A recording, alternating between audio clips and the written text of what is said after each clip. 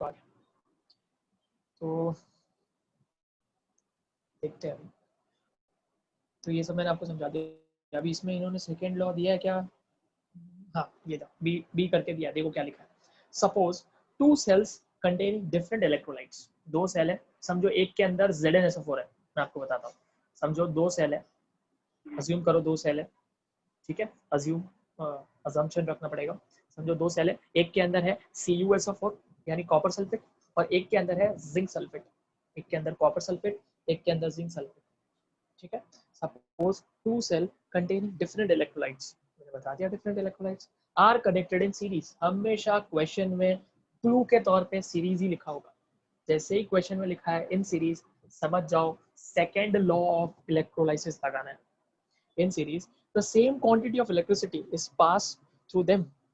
The masses of substance liberated at electrodes of the two cells are related as given below. ये कैसे?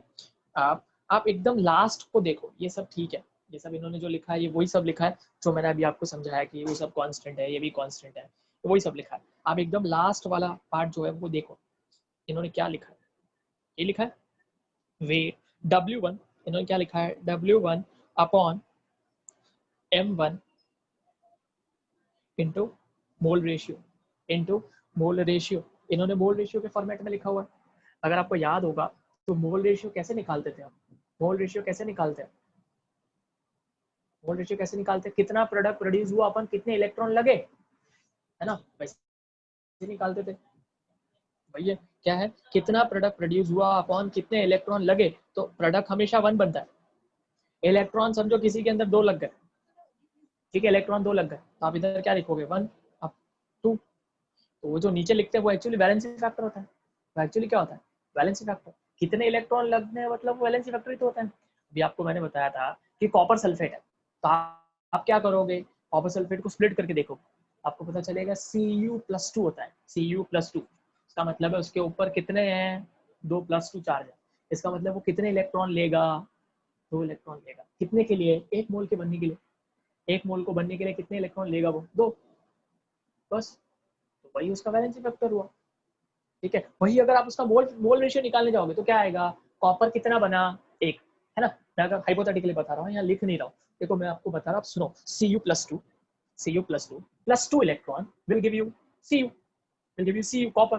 तो copper बना कितना actually, 1, electron कितने लगे, तो 1/2 is the mole ratio, 1/2 is the mole ratio. वही यहाँ पर मैं अलग सेंस में लिख रहा हूँ, ठीक है। मैं यहाँ पर समझो वही लिख रहा हूँ, 1/2, 2 ऊपर चला गया। तो मेरा जो फॉर्मूला था वो क्या था, उसमें क्या था, वेट अपॉन इक्विवेलेंट वेट, है ना। नीचे क्या था, इक्विवेलेंट वेट। अब आप इक्विवेलेंट वेट को स्प्लिट कर लो, क्या आएगा, molecular weight upon valency factor. Upon मतलब ऊपर चला गया तो ऊपर आ जाएगा वैलेंसी फैक्टर। वैलेंसी फैक्टर 2 है, वही 2 यहाँ पे दिख रहा है।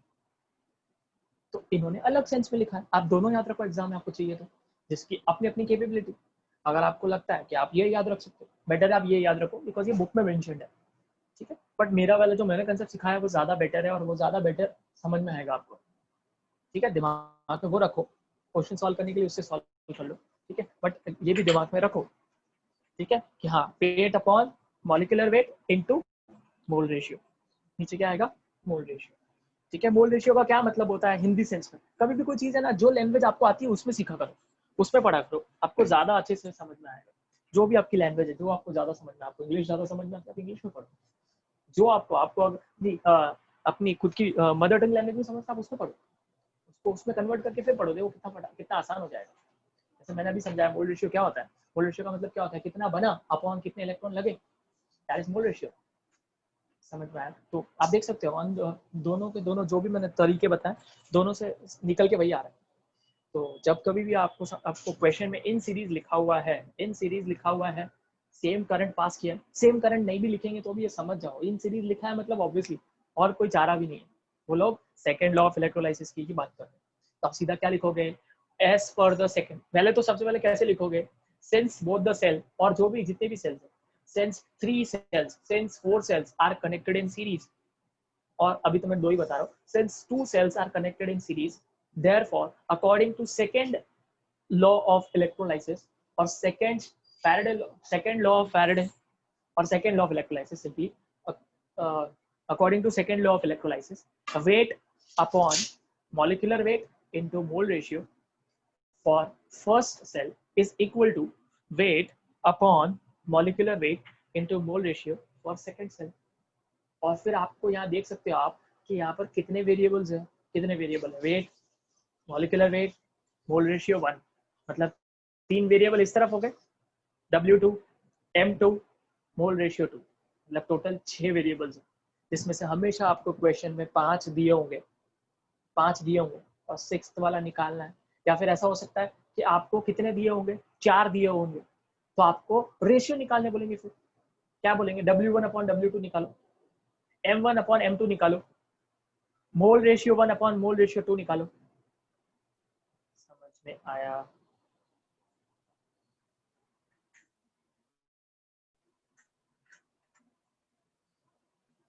हेलो, हाँ सर। आप लोग को आवाज आ तो रही है ना, वरना मेरा इतना सब कुछ वेस्ट जाएगा। आई होप आ रही आप है लोग को सर। क्लियर है, आवाज आई आप लोगों को? Yes sir. Yes sir. आप लोगों को पूरा समझा मैंने जो बोला? Yes sir. Yes sir. Okay यार, आप लोग आज हमेशा इतने होते हैं क्या? मेरे को एक्चुअली कंफ्यूजन हो रहा है, 2-3 जगह पढ़ाने की वजह से कंफ्यूजन हो जाता है। नंबर्स कितने रहते हैं हर टाइम? यतीश, हमेशा नंबर कितने रहते हैं, आइडिया है कुछ? 26-27 के आसपास रहे। 26-27 के आसपास है, इसका मतलब 3-4 लोग गायब है।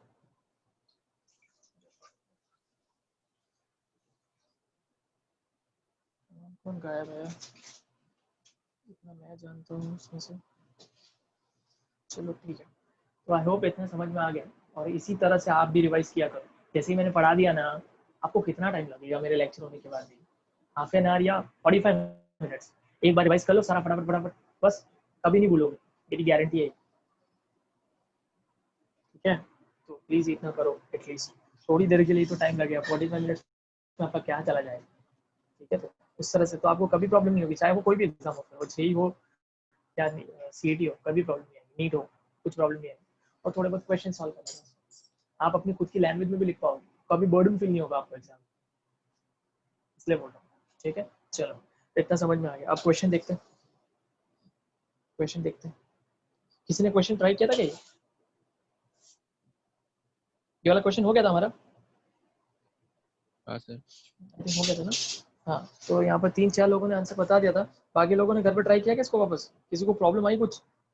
काफ़ी गैप के बाद लेक्चर हुआ है यार। इसके पहले बायो हुआ था, वापस अभी बायो होगा, फिर 11th वालों का होगा, फिर वापस 11th वालों का, तो काफ़ी टाइम के बाद मिलते हैं। किसी ने किया सॉल्व किया? इतना टाइम हो गया, सॉल्व तो किया ही होगा। एक क्वेश्चन दिया था, ये किसी ने किया क्या? किसी ने ट्राई किया? ये वाला हुआ था क्या हमारा? क्या होमवर्क दिया था कुछ? किया। तो आपका आंसर आया है? Yes sir. चलो बाकी सब लोग ट्राई करो, अभी वापस आप लोग वापस करो ये क्वेश्चन सॉल्व। चलो करो सॉल्व, करो इसको सॉल्व। जैसे भी जिस भी मेथड से आपको आता है उस मेथड से मुझे आंसर चाहिए। ठीक है, क्या लिखा? हाउ लॉन्ग, यहाँ पे टाइम पूछा है, चलो करो। How long will it take to produce 2.415 gram of silver metal from its salt by passing current? Current दिया है, मोलर मास दिया है। सिल्वर के ऊपर हमेशा कितना चार्ज होता है? ठीक है, याद रखना, सिल्वर Ag+ होता है। कुछ आयंस होते हैं जिनका हमेशा याद रखना, Ag पे, सिल्वर पे हमेशा कभी +2 हो ही नहीं सकता। सिल्वर पे अगर कहीं पे भी सिल्वर पे +2 दिया, रॉन्ग दिया है, ब्लंडर है, समझ जाओ। सिल्वर पे कभी भी हो ही नहीं सकता +2 चार्ज, सिल्वर पे हमेशा +1 चार्ज होता है, याद रखो। तो जैसे जैसे प्रैक्टिस करोगे वैसे वैसे पता भी चलेगा कि किसके ऊपर कितना चार्ज होता है, तो कोई रट्टा मारने की जरूरत ही नहीं पड़ेगी, आपको आइडिया रहेगी, हाँ मेरे को इसका पता है, इसका वैलेंसी फैक्टर क्या है। चलो स्टार्ट, ट्राई करो, उसका आंसर निकालो। नहीं आया तो मुझे बताना।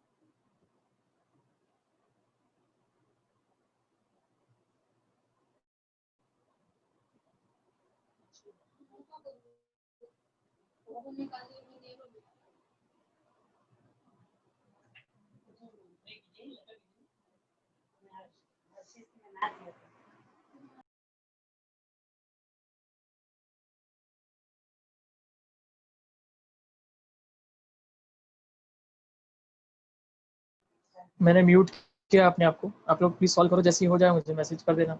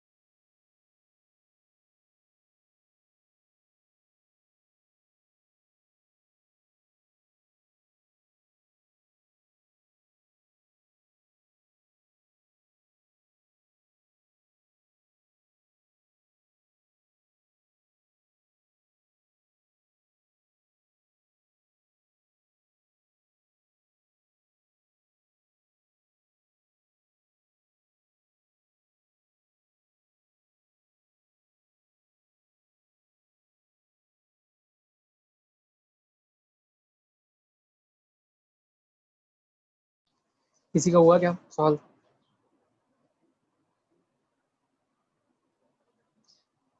आप थोड़ा बहुत अप्रोक्सीमेशन कर सकते हो, ठीक है। फिलहाल ऐसा नहीं करना चाहिए आपको, क्योंकि बेटर है कि आप आंसर सही से निकालो। मोबाइल से करोगे कोई मतलब नहीं निकलने वाला है, क्योंकि आपको बोर्ड्स की प्रिपरेशन करनी है ना। ओके आयुष।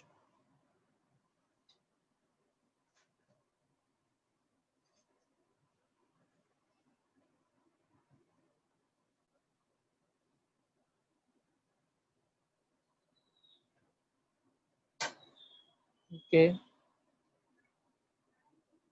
तनया, इसको मिनट में कन्वर्ट करो। आयुष, इसको आज में भी कन्वर्ट करो। तनया, आज में भी कन्वर्ट करो। तीनों में कन्वर्ट कर लो, चलेगा।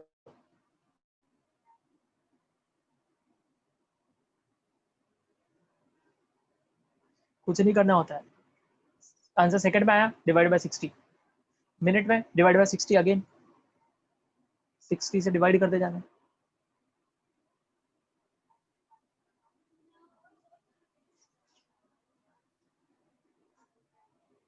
अभी काफी टाइम हो गई है, और किसी का आंसर आया हो।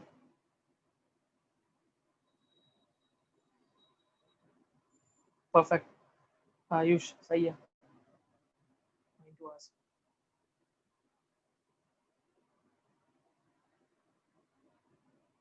और किसी का आंसर आया?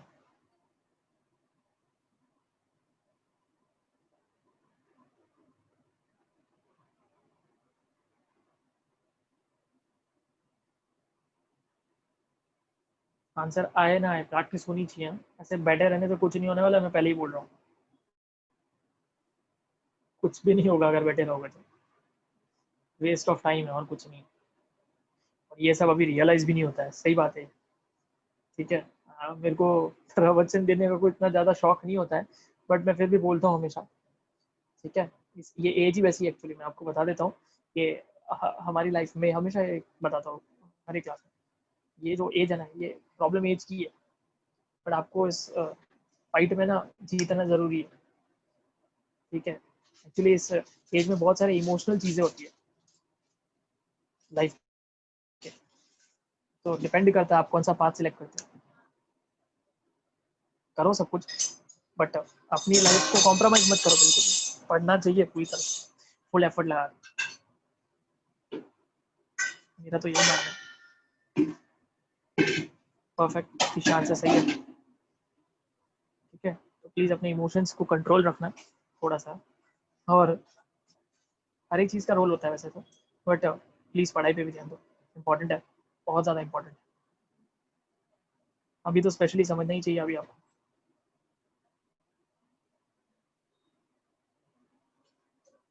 ठीक है, एंड स्पेशली गर्ल्स, गर्ल्स को ज़्यादा ध्यान देना चाहिए मेरे हिसाब से।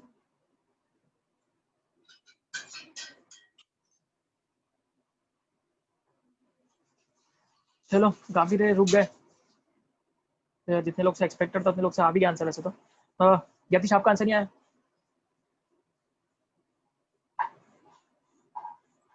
सर वो चलो लॉग ठीक, से ट्राई कर रहा था।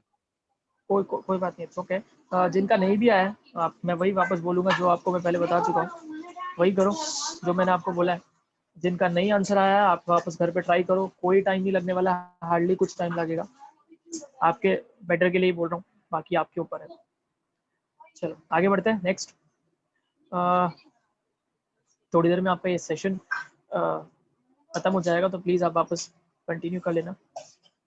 आगे बढ़ते हैं, कुछ भी नहीं है। Okay, next question. हाँ, ये भी अच्छा क्वेश्चन लग रहा है, क्या है क्वेश्चन, देखते हैं। हाँ, बता देते हैं।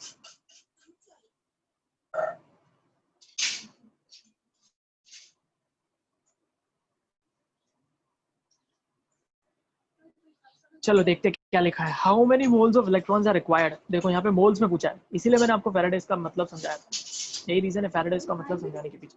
How many moles of electrons are required for the reduction of 3 moles of Zn+2 to zinc? How many Faradays of electricity will be required? The question क्या, how many moles of electron are required for the reduction of 3 moles of, orally कोई बता सकता है। आप पहले क्या करोगे, इसको कन्वर्ट करो, Zn+2 को Zn में कन्वर्ट करो, कोई भी आप ओरली बता सकते हो। मुझे बताओ, अगर मैं Zn+2 को Zn में कन्वर्ट कर रहा हूँ तो कितने इलेक्ट्रॉन लगेंगे मुझे, ये बताओ पहले। मैसेज मैसेज तो मैसेज मैसेज मैसेज, कितने इलेक्ट्रॉन लगेंगे? बहुत लॉजिकल है ना, एकदम सिंपल है। हाँ, 2। अब आप बताओ, एक जिंक बनने के लिए, एक जिंक बनने के लिए आपने देखा कि 2 इलेक्ट्रॉन लग रहे हैं, तो एक मोल जिंक बनने के लिए, एक मोल जिंक बनने के लिए 2 मोल इलेक्ट्रॉन लगेंगे, तो 3 मोल जिंक के लिए कितने इलेक्ट्रॉन लगेंगे बताओ ओरली आप ही। क्या आंसर होना चाहिए? फाइनल आंसर मैसेज, हाँ प्लीज बोलना नहीं आंसर, पूरा लिखना। यहाँ पर आप क्या बोलना चाहते हो?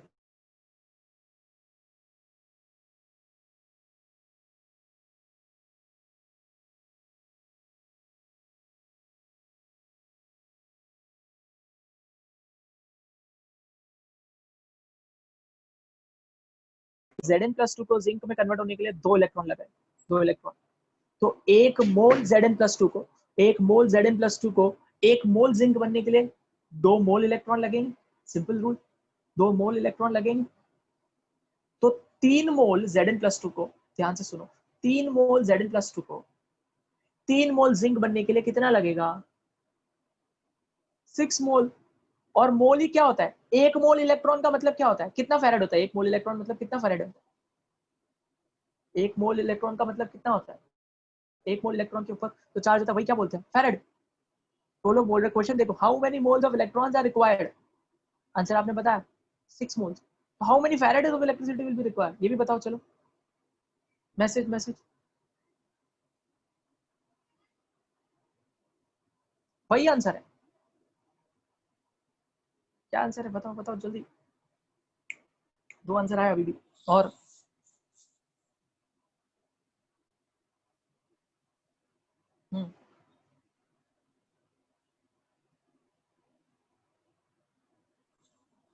सिंपल कितना आएगा 6 फैराड है ना, क्योंकि जो 1 मोल इलेक्ट्रॉन का मतलब ही 1 फैराड होता है।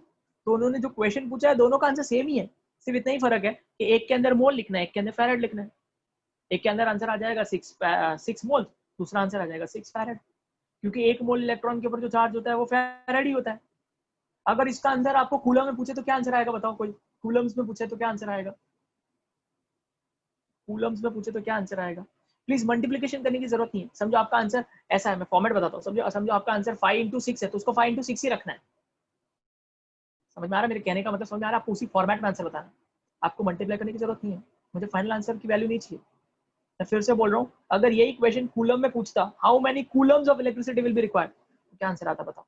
जिसको समझ में आया होगा डेफिनेटली आंसर कर देगा। परफेक्ट, यतीश सही आंसर आपका। बाकी लोग और जिनसे एक्सपेक्टेड है प्लीज आंसर। मैं वापस क्वेश्चन रिपीट कर रहा हूँ, how many Coulomb's, how many Coulomb's, क्या आंसर आएगा। दिशा आपका भी आंसर राइट है, बट हमेशा आदत डालो दिशा कि यूनिट भी लिखो। ठीक है आपका आंसर सही है बट यूनिट लिखो हमेशा। तनाया आर यू श्योर, वापस एक बार चेक कर लो आपका आंसर।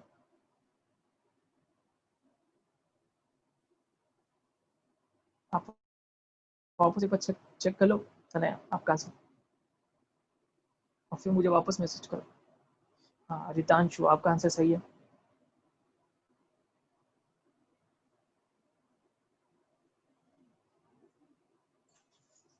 तो आपको पता है कि आपने आंसर कितना बताया, 6 फैरेड। एक फैरेड कितना होता है 96500 coulomb, 6 into 96500 coulomb is the answer. 6 into 96500 coulomb is the answer. आपका पूरा कंसेप्ट क्लियर है, समझ में आया। Yes sir. Yes, sir. Clear है, तो ये चीजें होती है, इसीलिए मैंने आपको पहले उसका मतलब बताया अच्छे से। इंग्लिश ये जो बुक में लाइंस लिखी हुई है उसको पढ़ के कोई मतलब नहीं निकलता, ठीक है, उसको समझना जरूरी है। खाली रट्टा मारने से क्या होगा, लाइंस पढ़ ली कोई मतलब नहीं है, उसका मतलब समझ गया ना तो कितना भी कुछ भी घुमा फिरा के बोल दे निकाल लोगे। यही आंसर होगा यहाँ पे, वही सब इन्होंने इंग्लिश लैंग्वेज में घुमा फिरा के लिखा होगा। देखो क्या लिखा है, वही लिखा है यहाँ पर, देखो आप पढ़ लो, चलो पढ़ो। इनफैक्ट उन्होंने फैराडे को हाईलाइट भी किया। पढ़ो आप सब फटाफट, और जैसे ही हो जाए तो मुझे बता दो, फिर हम अगला क्वेश्चन करते हैं। तो सीईटी में इस तरह से ही क्वेश्चन आने वाला है, जेई में भी इस तरह से ही क्वेश्चन आते हैं। कंसेप्ट आना चाहिए, बस घुमाते हो लोग उसी को।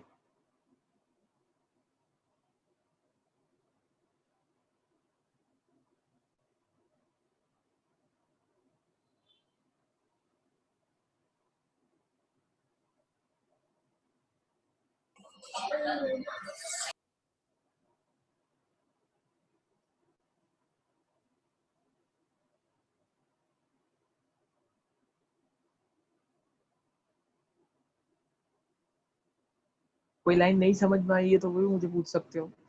ये इतना सा आपको पढ़ना है, 5.8 का आंसर सोल्यूशन पढ़ना है बस। Done, sir. Okay.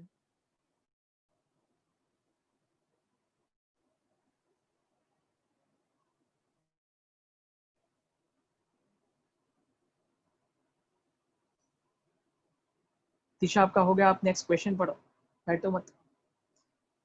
और किसी का हो गया है, मैं 1 मिनट रुकूंगा बस लास्ट।